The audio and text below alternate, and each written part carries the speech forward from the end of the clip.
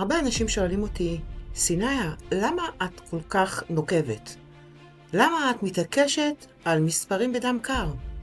התשובה שלי היא מאוד פשוטה, כי אני יודעת בדיוק מה המחיר של חוסר ודאות. ראיתי אותו בבית כשהייתי בת 15, ואני רואה אותו היום אצל מאות בעלי עסקים שפשוט טובעים בערפל. בגיל 15, כשהבית שלי התפרק, הפכתי להיות המגן של המשפחה שלי. שם למדתי שהתפקיד של לנהל זה לא באמת לנהל, אלא זה להחזיק את המציאות עבור אחרים, גם כשהאדמה רועדת. המציאות מעולם לא עשתה לי הנחות. אז הפסקתי לבקש רשות.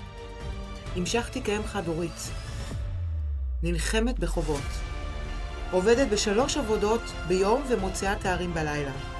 לא כי רציתי, כי הייתי חייבת. אחרי שמנכלתי חברות והובלתי ארגונים, הבנתי וראיתי משהו שטלטל אותי. ראיתי אנשים מבריקים, מוכשרים בטירוף, אבל הם הפכו להיות עבדים של המקצוענות של עצמם. ראיתי אותם מכבים שריפות ב-11 בלילה ובוכים בשקט על חשבון שלא מתאזן. הלב שלי נשבר לראות אימפריות פוטנציאליות קורסות רק בגלל שאין להם עמוד שדרה ניהולי.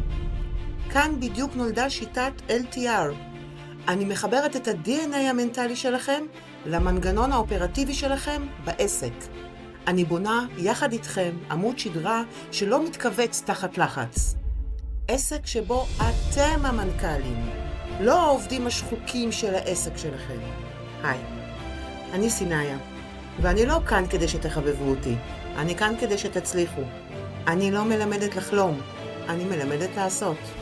אם נמאס לכם להרגיש שאתם במלחמה מול העסק שלכם, הגעתם למקום הנכון. לעוד תובנות על ניהול עסקים מבוסס ודאות וסקיפת גב מקצועית, אני מזמינה אתכם לעקוב אחריי. בואו נעבוד.